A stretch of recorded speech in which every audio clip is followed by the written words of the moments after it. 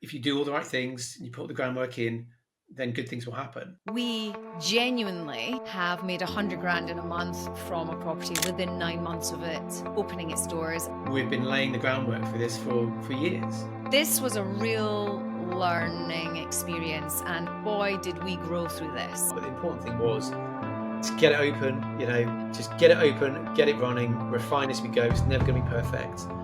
Despite Caroline's high aspirations of perfection from day one. It is like just a money tree. Welcome to this Property Life podcast brought to you by the team at PWS. My name is Caroline Claydon. I'm a property investor. I've been investing for over 25 years, made lots of mistakes along the way, but have kind of found my groove in the last 15 years. And I'm joined today by my partner in life and property, Nick Claydon.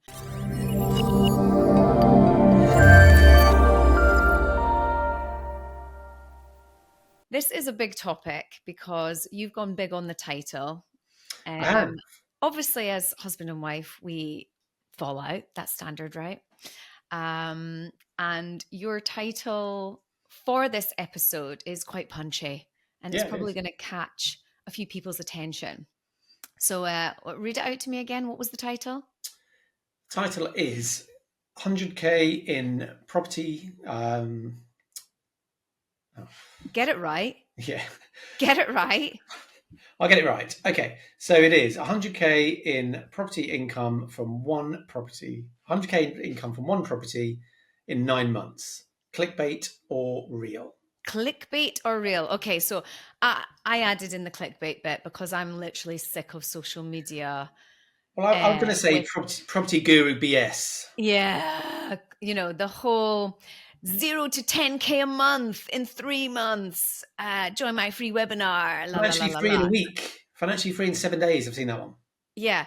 So look, we want to cut through all of that. The team at Property Wealth System, PWS, we're real ordinary people. We have the stresses and strains and we have the knocks that everyone else has in a particular industry. So we want to keep this podcast very, very real. But we genuinely have made 100 grand in a month from a property within 9 months of it opening its doors. And we're going to talk about that today. And we're going to talk about the highs and lows of it and the things to be aware of, because 100 grand a month sounds good, doesn't it? If only that told the whole story. If only that told the whole story. And I think that's it. Important to cut through that clickbait nonsense and say, right, what are we talking about? Well, some of you may or may not be aware that Nick and I have a hospitality arm to our property business when we started serviced accommodation, and we started that before COVID. So in the late 2019, we exchanged with delayed completion on a guest house that had an owner-occupier's flat attached to it. And the idea was to cut our teeth on serviced accommodation, doing converting a 9-bed guest house to an 11-bed guest house and having the 3-bed flat as an Airbnb. And that was all going very well until... And that was in Southport. Southport. Yeah. So we wanted to start, and again, we were doing HMO conversions and developments in Liverpool. So we had the build team there, and you were down there enough. So the entry level into that market for us, again, was about the 350 grand mark. So again, nothing like we would experience closer to home. The doors were meant to open in March of 2020. And of course, we all know what happened then. Then it was a bit of teeth gnashing, hair pulling, but actually we didn't suffer. If you are loving what you're hearing on this Property Life podcast, you can join us for a free training that will give you a 7-step process, a roadmap on how to start and scale a property investment business. The 7th step of the process is the most surprising of all. It really shakes people when they learn that 7th and final step. You will also get some live case studies of deals our students are working on right now for training that's worth over £1,000. You can access that free by clicking the link in the show notes to access that 1 hour of content today. A huge amount with the doors not being opened. That's because of the model that we implemented, which was an automated hotel model, which I have we have talked about on this podcast a fair bit, and anyone that knows us will know that's kind of the model that we are rolling out. So it did mean that we could actually sit out the pandemic quite comfortably because we didn't have overheads. And we got a bit of help from Rishi at the time. Well, the other thing is that we should stress is that we went into that strategy with a solid foundation of other properties that were generating regular income that supported us, right? So we had the buy-to-lets, we had our social housing, we had our HMOs, we had other properties bringing in money. So we weren't reliant on that. It wasn't going to sink us. So that's an important lesson to learn along the way, is that if you go too big too quick on a sink or swim, then you are rolling the dice. You don't want any deal to be the roll of dice type of deal. You go in with your eyes open. So that's really the background to how going into hotels came about.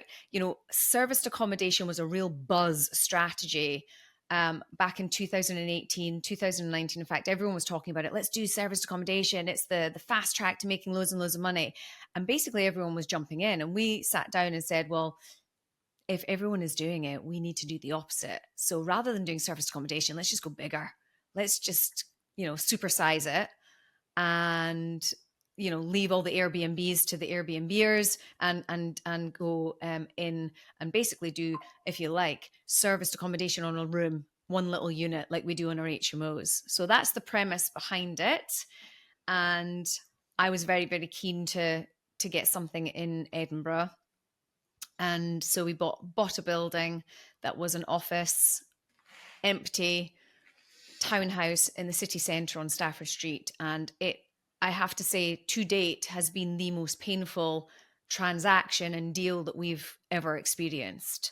Now that may change because we've got another one in the pipeline, and that might become more painful, but this was a real learning experience, and boy did we grow through this. So on the image on the screen now, if you're on YouTube, you'll be seeing what it looks like now. It didn't look like that when we bought it. The place was derelict. It had been empty for years. We only had one dormer that was very small and squint. The basement was completely overgrown and used by people of a certain... For nefarious activities, shall we say. Yes, night activities in the basement. Let's just leave it at that.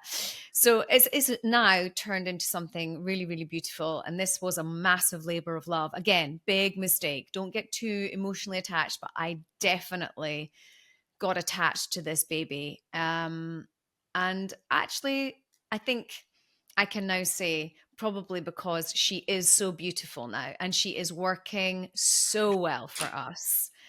I just want more like her because she is so beautiful. We can do an episode on, will we go into the pain that we went through on this? I think we'll go through it because the title of this episode was 100k in income from one property in 9 months. Yeah. Okay, so technically, if we go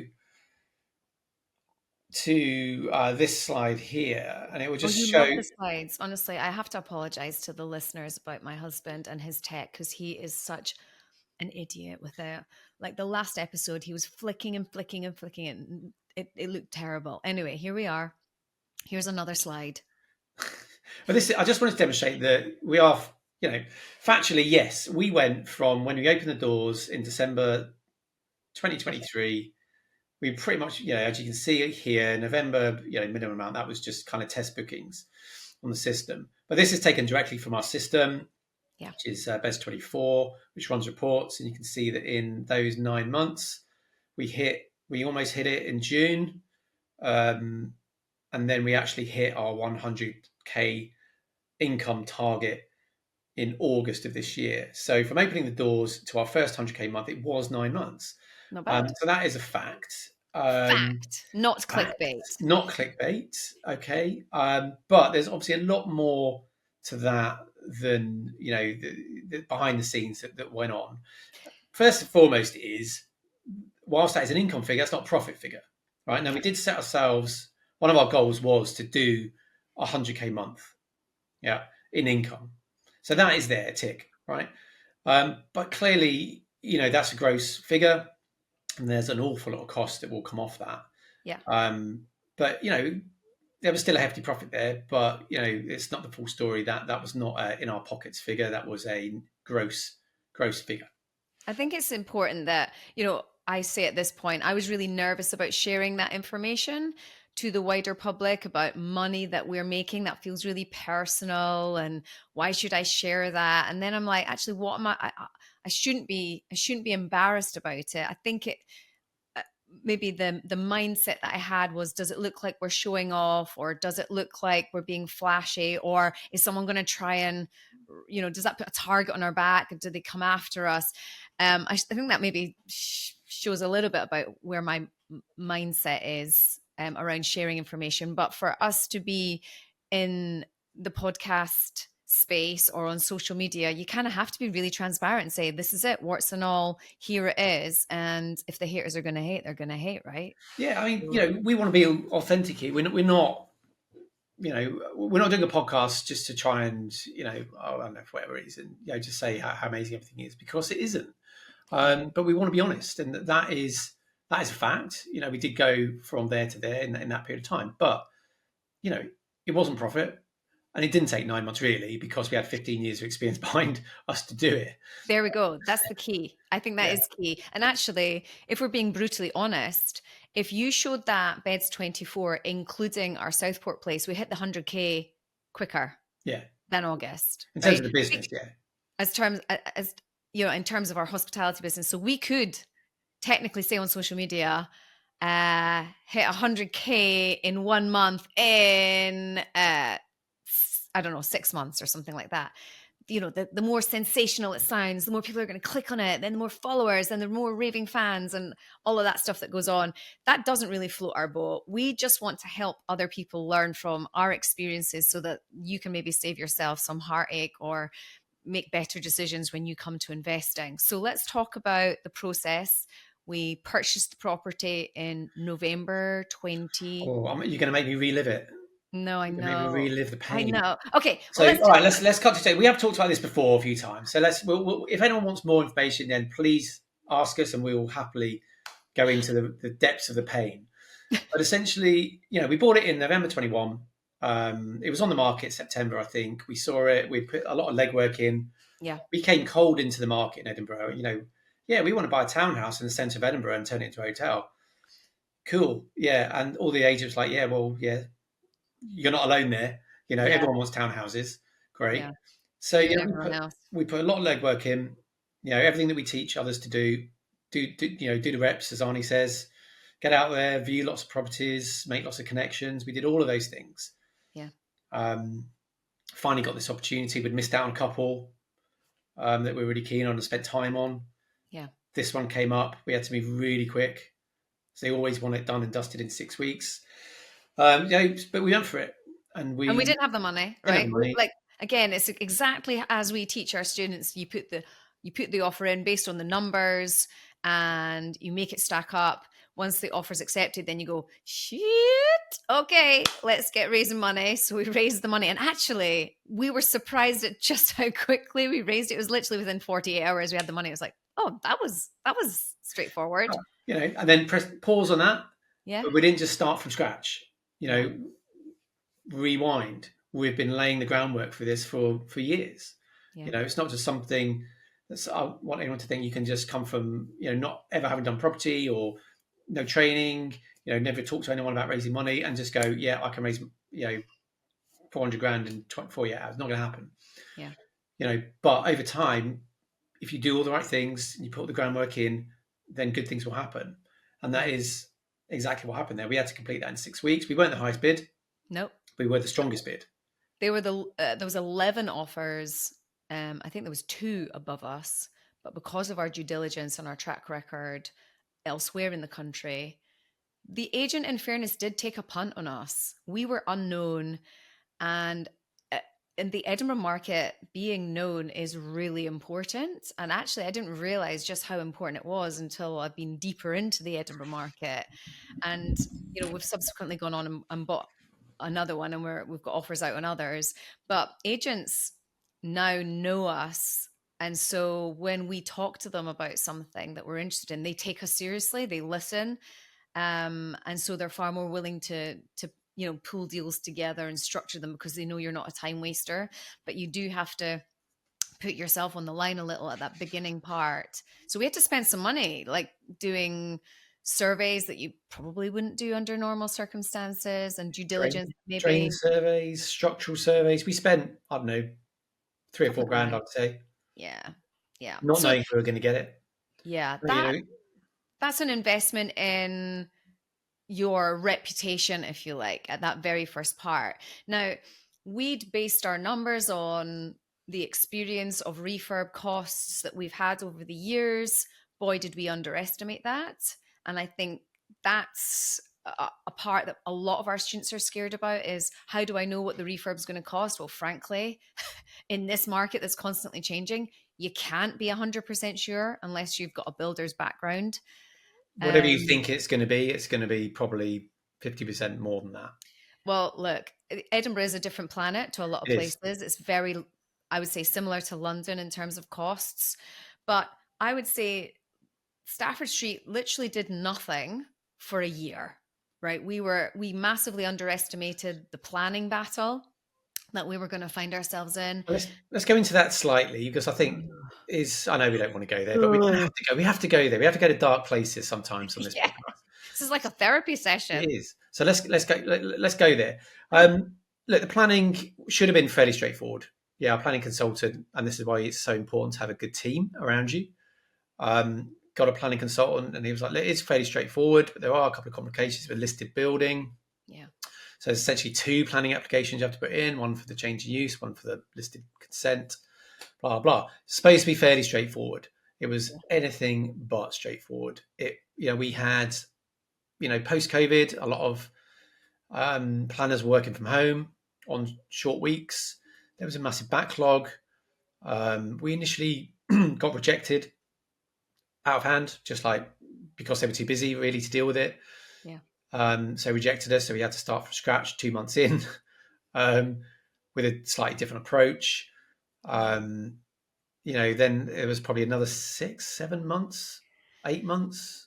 Well, again, there was a vigilante. What we had also, discovered is, the residents that lived near this building took a real dim view of what we were planning. And I guess looking back, could we have engaged with the locals more? Yes. Did I even know that they were up in arms about it? No, because in my mind, what I'm bringing to the table is a beautiful building that's going to be of high caliber, high-end boutique finish. They thought it was going to be like an HMO slum. So how that disconnect in communication came along, Chinese whispers or rumors or urban myths, whatever, suddenly we were the big bad developers. And by the way, get used to that. And that was, I think that was a real eye-opener. That was a big lesson. Yeah. Big lesson for us was communicate your vision to, anyone that's potentially affected. Because I think, in our heads, it was going to be amazing for the area, because we're taking this derelict old building that was a drug den, turning it into a boutique townhouse hotel. I mean, what's not to like about that? But a lot of the locals misread a lot of the information because it wasn't clear on the planner's website, because they just deal in it's very dry. It's just, they hear the documents, here's the plans. Yep. And the locals kind of read into it the wrong way. So we basically had to go on a charm offensive around the area and try and win people over and get people on side and get letters of support. Which so we that did. we could so that we could go to a committee. Yeah. That was tricky, right? Because I had people being really rude to me, and I'm not used to that. It's so easy to be a keyboard warrior and say mean, shitty things online or over a keyboard, but face to face, like, come on, dude, who doesn't like this face? I'm like a puppy dog, surely. That's why I send Caroline out to do all these things. She's like, she's so like again, customer facing. In our partnership, we know that if anyone needs smoothing in any way, then that falls on my remit. Caroline's remit. Slides. I think I'm going to take the slides and the visuals on my remit, considering what I've seen of yours. Anyway, moving on. I just deal with facts. I like facts. Yeah. Okay. So big planning battle. It went on and it went on. It went on and it went on. At the last minute, they pulled tram contribution out of the hat, and it took months, mate. It took over a year. Yeah, it was hideous. And by the way, all the time that this was going on, interest rates were going up and up and up, and we were trying to secure development lending. Development lending was falling through at the 11th hour, 3 times on the trot, and we were sitting there going, shit, we actually need planning to start developing this, and we need the money, and we have neither. So, oh dear, we're like a year and a bit down the line, and it's costing us money every month. That was painful. And I think we were more stressed about the stuff we couldn't control. And we couldn't control planning, and we couldn't control underwriters changing their mind after they'd said yes. Like, that did my head in. Yeah. I was so frustrated with that. And eventually we were like, right, we're just going to have to self-fund this. Screw the development finance. This sounds like something we don't actually even want to get into bed with. So let's just start raising money to self-fund it, which was pretty last minute, and the builders were booked. And I remember very clearly we had lending with UTB, United Trust Bank. They were delighted. We'd passed credit. We'd done the legals. That was all before Christmas. Builder was starting March. And then January came along, and the lawyer for UTB turned around and went, actually, the licensing thing in Edinburgh is very different. We're not going to support this. And we were like, what do you mean the license? This has got nothing to do with licensing. We are literally change of class 7. So we had an English solicitor not understanding the licensing and use class in Scotland, and basically they pulled the plug. That was just the first real sucker punch. Yeah, it's a big blow. So we'd gone from this being, sale through planning, lenders, interest rates low, and lots of lenders looking to support. Yeah, we went from that to planning hell. Committees onward, ongoing tram contributions. Went to banks pulling out last minute, interest rates rising all the time. So stressful. Yeah, really stressful. We got another bank on board that then pulled it on the eve of my 50th birthday. Thank you. That was awesome. You went mental. You literally went mental. Yeah. Because I remember that it was a Friday, and we were due to have the Zoom call with the lender, because they like to meet you face to face and get to know you. And the broker couldn't be there. So he said, oh, we'll make it Monday. Don't worry. And then his colleague phoned you like 3 hours later and said, they've pulled the plug. And you're like, what?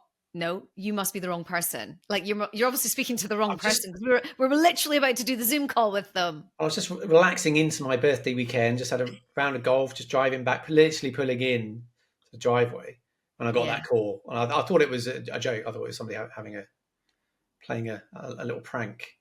But no, it wasn't. Lender pulled. So then that's when we said, right, join us for our 3-day property intensive workshop. This is world renowned. This is the program I took global for Rich Dad Education and Robert Kiyosaki. This 3-day intensive workshop will go through a step-by-step process on how you are going to choose the correct strategy for your life, your circumstances. We'll go through the pros and cons of each of these strategies, and then we'll show you how to actually pinpoint your investment area, how to find the deals in that investment area, as well as how to do the deal analysis.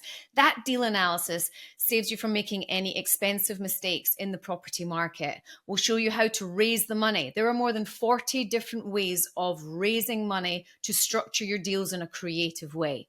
We'll show you how to make lump sums of cash, as well as residual monthly income. We'll also look deep into the whole psychology and how you can use debt to create generational wealth. We'll go into multi-million pound transactions, as well as the little baby buy-to-lets at the start. And we'll show you how to actually create that wealth plan for the future, so that your generations to come can benefit from the work you put in today.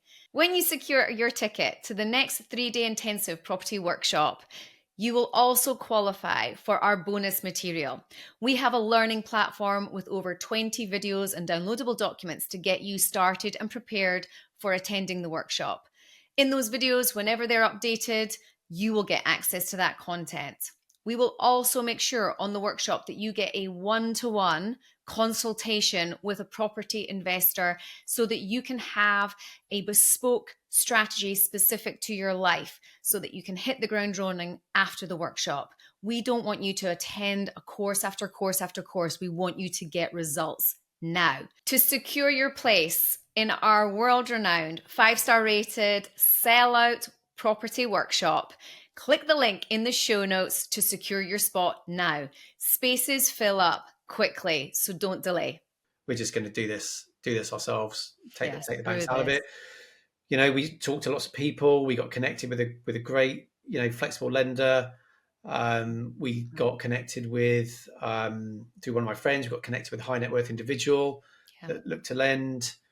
And, you know, and that's how we kind of worked out. We you know, that could have been, you know, a time where we thought, well, everything's stacking up against us here. Yeah. But it was like, well, that's when we had to really kind of dig deep on it and pull something out of the bag. There was a lot of digging deep, and I will admit that I was using wine as a crutch through this period. And lots of swear words. Lots. The air was blue. A lot. Anyway, I remember you saying to me, you're going to have to cancel the builder. The builder can't start in March. We haven't got this money signed on the line yet. And I said, no, we're starting. And you looked at me as if I was mental, which, you know. I still look at you like that from, you know, time to time. Yeah. And most days. My favorite phrase was, F it, let's just do it. Like what's the worst that can happen? We'll find that when your back's up against the wall, you suddenly become way more resourceful and the builder's starting. That's it. That's our deadline. If we keep pushing it and pushing it and pushing it, and in hindsight was the right decision. But in hindsight, I will concede that it was the right thing to do. Crazy behavior. But yeah, it was the right decision. So started in March, opened our doors 1st December. And again, you know, with building work, you have a plan, you have the drawings, and then they dig up the basement and find massive pipes that shouldn't be there. And you're like, that's got to be rectified. So there was a chunky extras bill throughout the build. So more money raising throughout the build. I was in charge of tech. The one thing I thought would be the easiest would be getting decent broadband into the building. I thought, well, 2023, this was at the time. How difficult can that be? Yeah.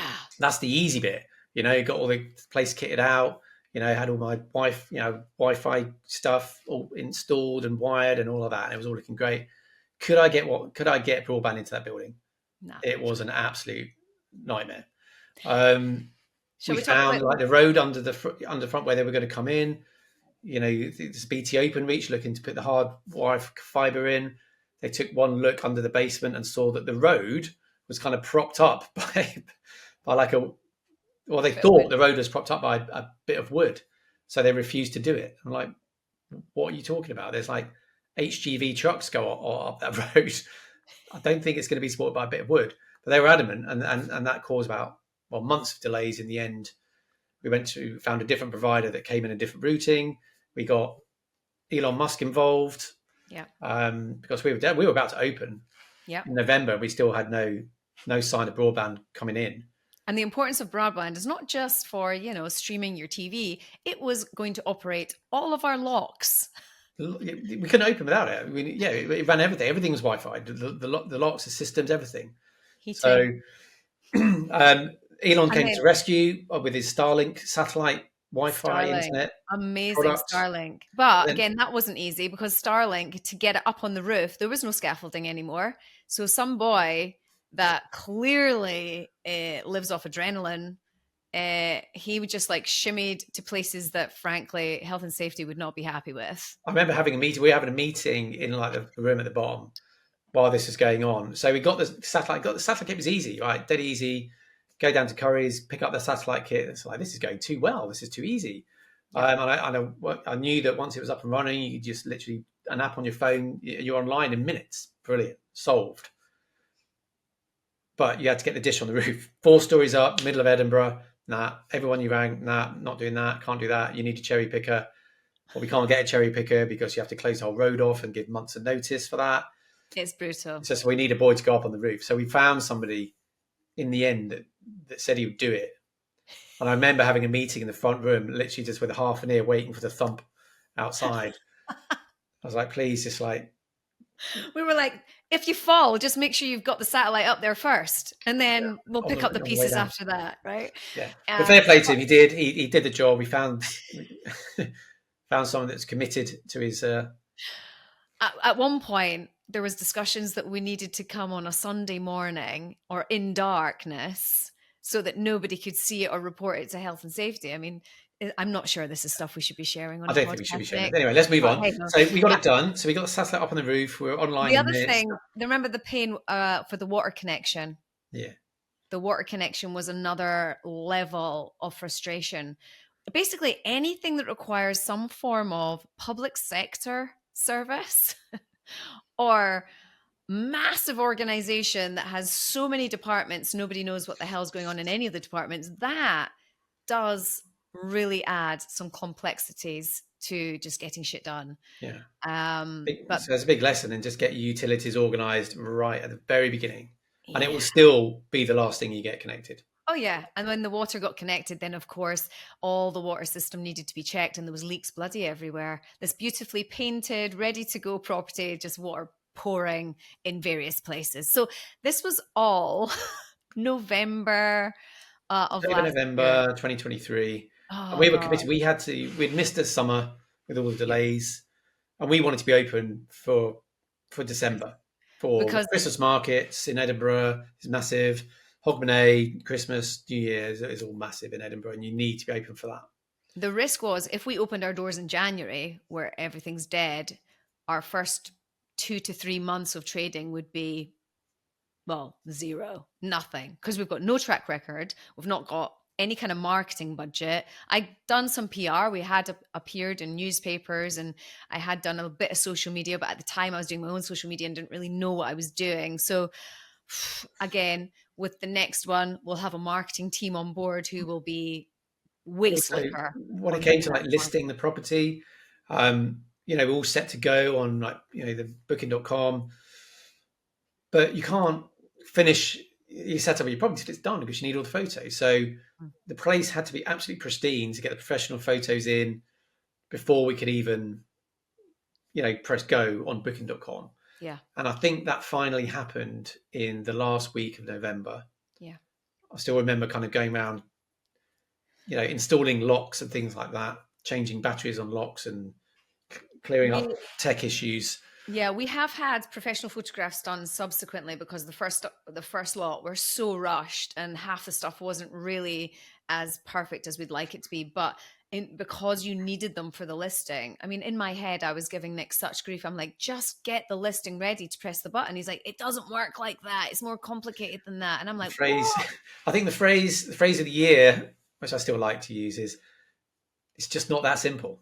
Yeah, which that does my tits in, but it does my head in, because it's who's making it complicated? Just get it done. Yeah, I know.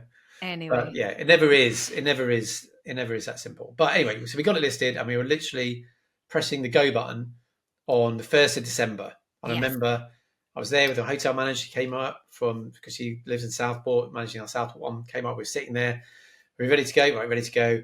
Press the go button. And it almost instantly was ping, ping, ping, ping, ping, booking. And we kind of panicked straight away. It's like, well, is that good? Not good? What's going on? And we were looking at all these bookings coming in and the prices were too low. It was like, right, we've got to reset the prices. We had this dynamic pricing software that we're using, which is probably a whole nother episode. Check all the settings on that. And then we realized loads of one-night bookings. Should we have 2-night bookings? So we changed it to 2-night bookings and everything stopped. Like, okay, what do we do? Change it back? Right, change it back. Bookings started coming in and it was absolute carnage. And then, but bookings came in, it was great. I think the first day. We were about 17 or 18 grand in one afternoon. Because first 24 hours, like 17K in bookings. Yeah, and we were like, wow, great. That was good. And then we're like, shit, our first guest arriving on Monday. Oh we literally had somebody, that was the Friday we went go. Yeah. And we had first guest arriving Monday. I still remember this. We were still there. First guest turned up, and my manager was there like, "Oh, you're our first guest. Welcome," and bottle of champagne. And he basically could not give a toss. Going, yeah, okay, whatever. Walked in. We're like, oh, that was a bit of a I know. We upgraded him, put him into one of our beautiful suites, and he was like, what else? Yeah, okay. Great. So that was a bit of a damp squib first guess. But week 2, we got hacked. Our booking.com account got hacked. Oh my God. Not once, more than once.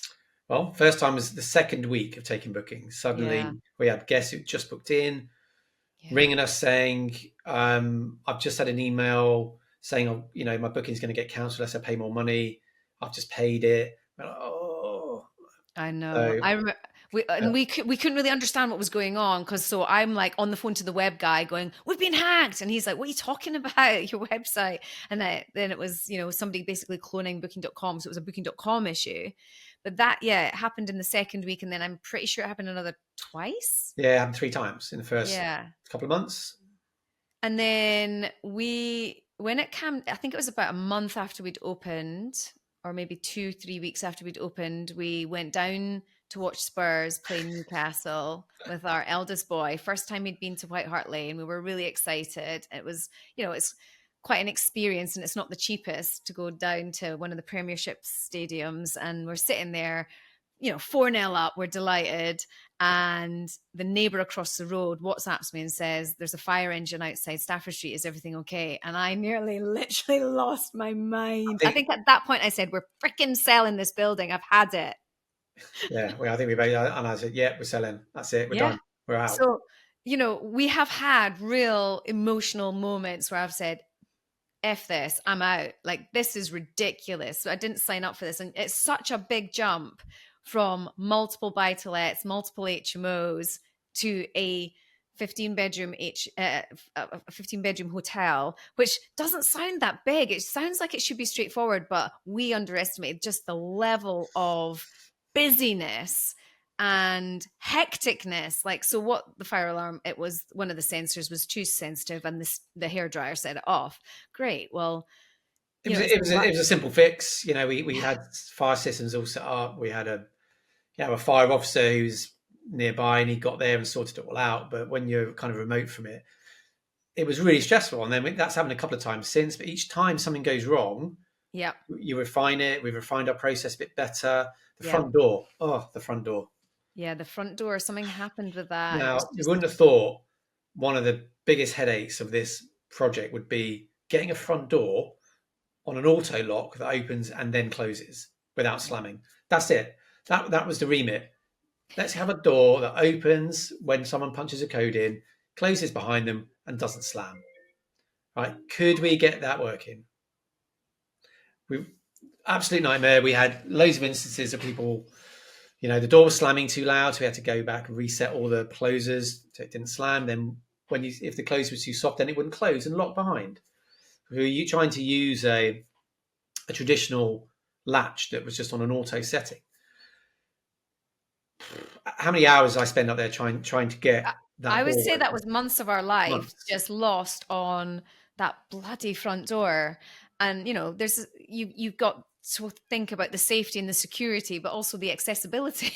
And so that combo was not easy for us to get right first time round. But now we know what type of lock we really need to use. Yeah. So now we have a maglock system. Now we have a maglock. And so we have a maglock system. Thought foolproof. Okay, put the code in, door opens, closes on a soft closer behind, sorted. And then you have a little button on the door. You've all seen them. Press the green button, pull the door. Yeah. But no. Well, you're dealing with the public. You deal with the public. Yeah. And they're maybe not the brightest. So one of our guests thought that pressing the button made the door automatically open without her touching it. And there was a lot of screaming and she was shouting. Screaming at my hotel manager saying, it's not working. I can immediately go online and go into my locks dashboard. I've got old locking software dashboard. I can look at it and go, well, the door's unlocking. It's definitely working. And it was that she was waiting for the door to magically swing open. So now we've had to put a sign saying, press the button and pull the door. Also at the same time, pull the door. Remember to click the link in the show notes for you to access a free online 1-hour training special that's worth over £1,000 to start and scale your property business today. Click the link in the show notes to watch. And then we had people who now the button, the green button, everyone knows you press the green button on a rounded button to open the door. Not too far away from that is a green box, which is clearly an emergency break glass to open the door button. If there's a fire. If there's a fire. Okay. Yeah. But we had people pressing that one instead of the actual green button. So, and every time it did that, the door would never stayed lock open, because that's the security setting, is it just turns off the mag lock and the door just remains unlocked. So everyone get out of the building. So we then had to get other signage put up to make, don't press this one. This is the emergency one. Press this one, which is a door, the button. Anyways. Okay. We were there with the door now, but that I literally woke up. That was times, 4 a.m, ping, awake, door. The bloody door. Yeah. Okay. Anyway. So there have been some painful experiences and lessons along the way. However, what we love about it is like just a money tree. You pick some leaves and some more leaves grow back. You pick some more leaves, the leaves grow back. Every time someone stays and leaves, your bank account gets filled, and then someone comes and stays and leaves and your bank gets filled. It's like nothing we've experienced before. It is quite addictive. You love seeing the emails come in of the bookings. Yeah. So the system's set up so it pings us an email every time we get a booking, and I'm on our system running reports, checking how are we against target, all this kind of stuff. So yeah, it is. It is great to see. I love that. I love the messages coming in and seeing the bookings coming in, and as you say, it's like a magic money tree. It keeps refilling. I mean, obviously, as property investors, the money doesn't stay very long. It's always out working somewhere else. Yep. Sinking into the next project, which is an episode for another day. Oh yeah, that's got its own pains. But yeah. I do still massively love Stafford Street, and it's our baby, isn't it? It is. It was a real project, a real labor of love, and we've got our targets that we've set ourselves. We know that this first year was just all about occupancy levels. Get the occupancy levels up. We're still on ridiculously expensive lending because a lot of the banks that have the term loans like to see at least 12 months of trading, even though we can say, hey, here's our bookings from 1st December to 1st December 24, and they're already in and done pretty much. And here is the next 9 months worth of bookings. Some of the banks are now really sitting up and taking notice of us, and we're in conversations with at least 3 banks who are interested. But it's a slow process, and that's really frustrating, particularly for fast-paced people. Well, I'm even more fast-paced.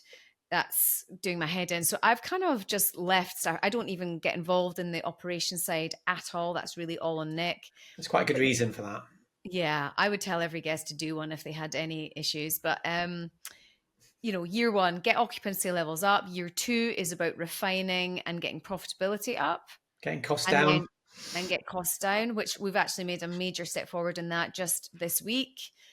We had a housekeeping company that were charging an arm and a leg, and at the beginning, they're fantastic. They were really, really good. I mean, our cleanliness ratings on all our reviews, which is highly important, are off the scale good. And they were continuing to be good, but then we dug a little bit deeper into the way that company operated. And actually the staff, who were fantastic, were miserable and wanting to leave. So we've hired them.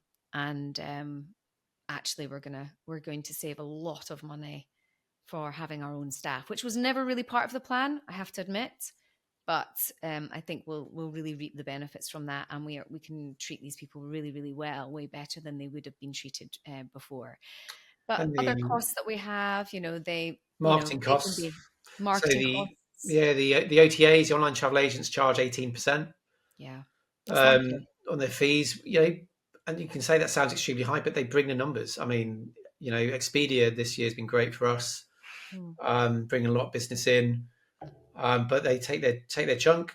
So the big project for us over the coming months and years is to build up our own profile, so we're getting more direct bookings, repeat customers. Yeah. So we're less reliant on the OTAs, and we're more self kind of marketing really. So that there's loads of ways that we can improve efficiencies with the hotel, but the important thing was to get it open, just get it open, get it running, refine as we go. It's never going to be perfect. Despite Caroline's high aspirations of perfection from day one, it was always going to take a bit of time and learning. You can plan as much as you like, but something will come out of left field that you couldn't have planned for in a million years. I mean, I never thought you could get hacked on Booking.com, let alone 3 times in a space of just over a month. I didn't think it'd be that difficult to get a front door that opens and closes. But there are just so many challenges that come out of left field.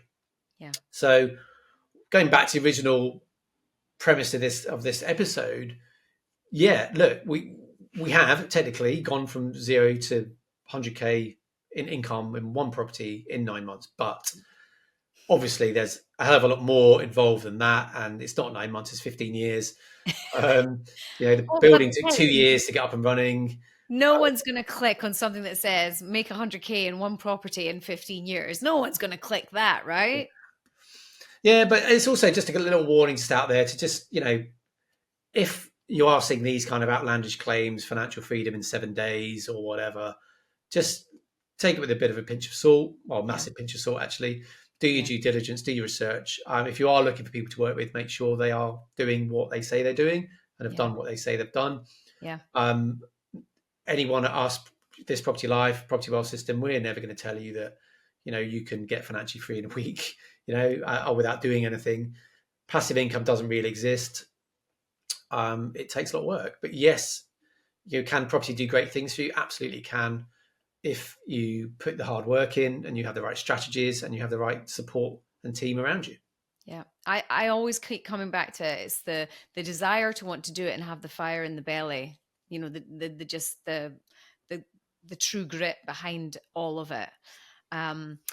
If you have enjoyed this episode, and boy, do we have more to share with you, not just on that project, but our next project, which is starting in 2 weeks' time. And we don't have planning and we don't have lending, but we're going again. If you have enjoyed this content, then do check us out on our Facebook community, Property Wealth System Community. And my personal social medias is carolineclayton.property.